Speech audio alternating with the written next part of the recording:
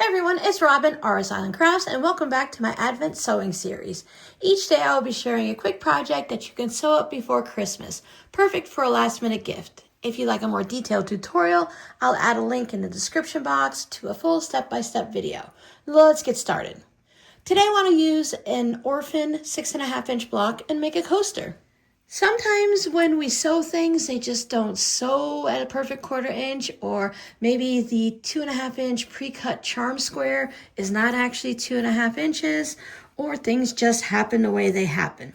This is a 6.5-inch ruler, and when I put my block over and line it up here, you can see there's extra that is, whoa, look at that one, right? It's not a 6.5-inch block. If I was making a project with multiple 6.5-inch blocks, it just wouldn't work. I don't want to throw it away. Fabric costs money and I put the time into making it, so I'm just going to make a coaster out of it. It's a great way to just use up an orphan block. And an orphan block is just a block left over from a project.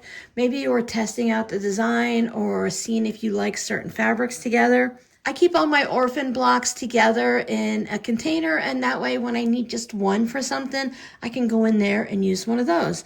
It's also good when you're saving up these random bits that just don't work quite right. So I have what I'm going to call a 6.5-inch block. Now yours could be a perfect 6.5 inches. It could be any block design you want. So if you want to try out a new quilt block, make the 6.5-inch version. And then when you're done, you can turn it into a coaster. I have a piece of cotton batting that is cut at about 7 inches. I went into my scrap bin and grabbed that. And then I have another piece of scrap fabric that's about 7 inches that I'm going to use for the back. Keep an eye out if you have white fabric for these little stray threads that want to peek through. I'll take this over to my sewing machine and I'll give it a quick quilting. I'm sticking with the patchwork quilting that I like, where I quilt about 1/4 inch down either side. Just makes it quick and easy, and it adds to that overall patchwork effect.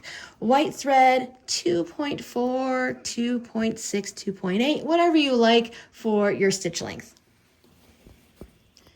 There it is, all quilted. Now, my patchwork looks pretty good, but it is off a smidge if you want to be really technical about it.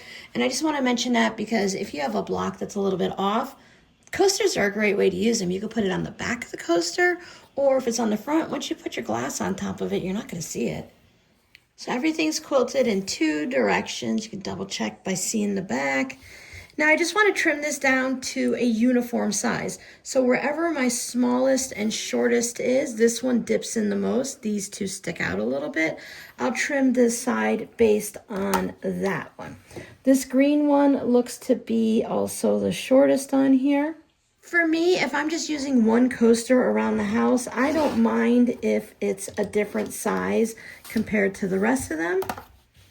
Or if you're giving one coaster as a gift, then no one's going to know if it's smaller than other coasters. So instead of trimming this down to 6.5, it looks like I'm trimming it to 6.25.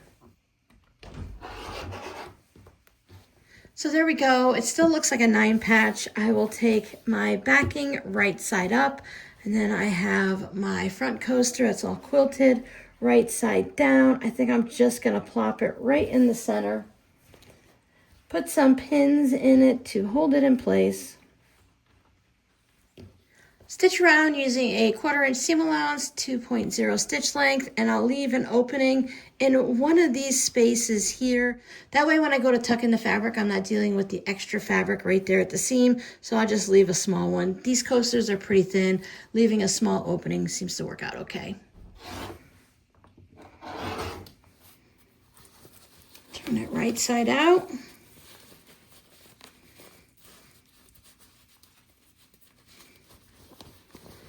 Just push out the corners with my thumb. I go back through with my point turner here. Just bring them corners out. Making sure I don't push too hard and go right through the fabric. Give it a nice press, rolling the seams so that the front stays on the front and the back is on the back. And during the process, I will tuck in the seams right here to make sure everyone stays nice and neat. Back to the sewing machine, and we'll top stitch all the way around, and during that process it'll close up this hole, or of course you can just hand stitch the hole closed and not worry about top stitching.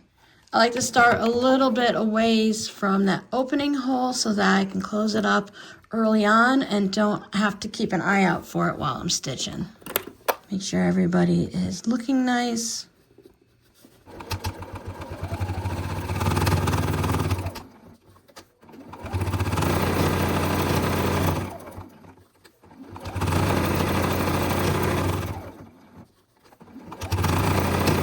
And there's our finished coaster with the top stitching. There's the back. Now, just because a block is left alone or it's a little imperfect, a little bit wonky, it doesn't mean, for me at least, that it needs to be tossed. I think it's really great to go ahead and use it in a different project, in a different way, and still let it be out there in the world, you know, to be seen. Imperfections are okay. I know I have quite a few. If you're looking for more of the Advent videos, they're here in this playlist. YouTube thinks you'll like this video, and here's the playlist for the quick gifts to sew in time for Christmas. I'll see you guys in the next video. Bye!